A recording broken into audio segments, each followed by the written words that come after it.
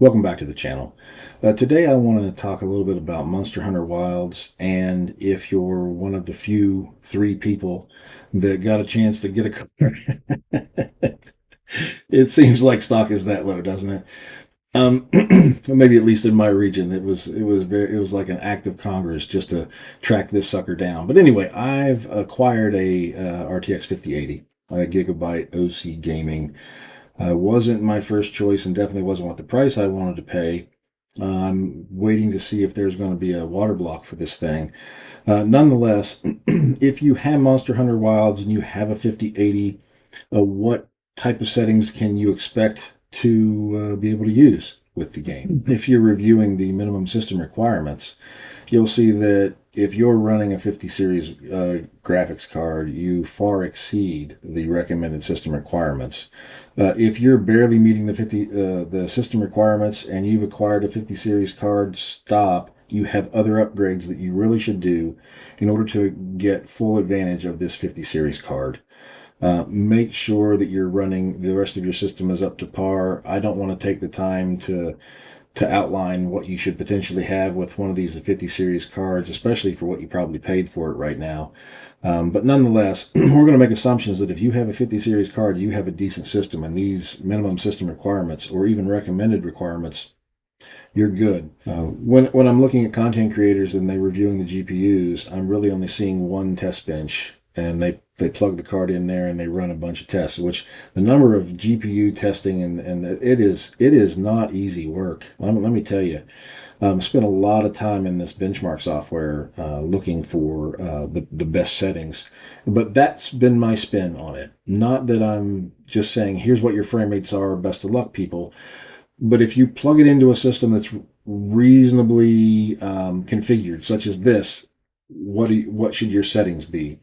And does it matter? The test bench is a 14900 KF with 32 gig of memory, and the penthouse system, or the other system that all of these systems have been on my channel. If you've not been following along, that's what I've sort of named these things.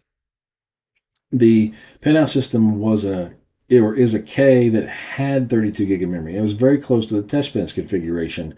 So those numbers better be identical or close to it. Does it matter if you move to 64 gig? So I've spent more money and changed out the penthouse system to be a K with 64 gig. And then the SimRig has a KS with 64 gig. Does that help us change our system settings any for improved gameplay? And then the best system that I have is my office rig, which is a KS with 96 gig of memory. That's one we're working on now. I do all my content creating, my processing, all that stuff on this rig. So if I plug in this RTX 5080 into all of these systems, run these multiple benchmarks and see what my best settings could be, what can I reasonably expect?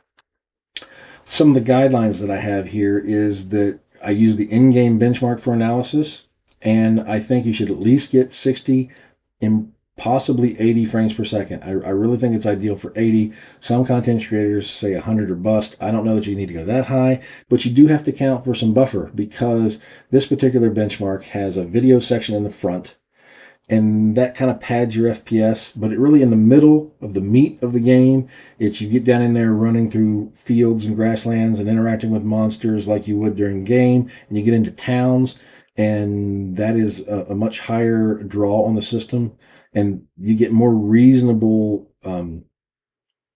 realistic, if you will, FPS. But that's going to drop the FPS by about 10 to 15 of your base frame rate. Now, if you've enabled frame generation, which you now have the option to do with the 50 series card, if you've enabled 4x frame generation, it's no longer 10 frames you've dropped or 15 frames you've dropped. It's that many, and then the multiple that you've chosen of how many you would end up losing. So, fake frames. I didn't develop this stuff. I'm just reporting the information, right? So if we just don't have the raw rasterization and you're using frame generation to smooth things out, that's great. But when you start having flickers, ghosting, and FPS drops, it will really drop transiently when you're playing this type of game. So acceptable frame rates is subjective. This will help you get in the ballpark. And let's see what we got. So if you're going to use 1080p, and if you've bought a 50 series card, stop playing around, get out of 1080p, unless you're making money and you really need to be able to set it at the highest possible settings and you're still getting, I mean, look at these frame rates. They're great. But do you really want to play at 1080? A lot of people do still play at 1080p. I don't know. I wouldn't buy a 50 series card and want to play at 1080p, but to each your own. Here's your data. It's reasonable across the board. And I tested all of these particular systems, and it didn't really change how I would set the game in this 5080. So why don't we look at 1440p? And again, I was hoping that, the office rig, but everything's set to ultra. All the way across, everything's set to ultra. So you've got good frame rates all the way across the board. If you have 4K as an option, why don't we get there and see what we get with 4K? And we can max things out at 1440p.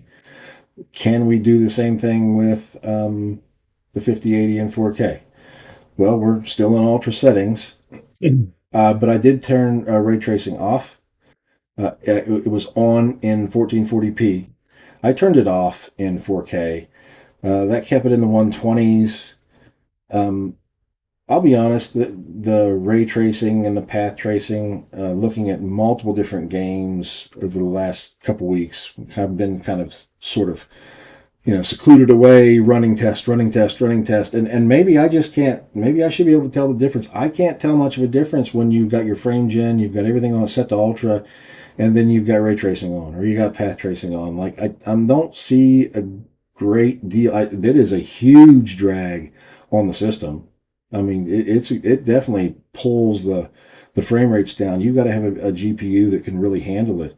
But I don't see a great uplift in performance. Like, wow, you've just got to run ray tracing. I mean, it's night and day different. It's not. I don't see it. What am I missing? If other people think that ray tracing is an absolute must, or path tracing as well, I mean, tell me what I'm missing, because I didn't really see a huge difference. Frame gen on, ray tracing off, looked great, and you got good FPS. So just enjoy this 4K experience. You've got the card to do it. You can enjoy the game.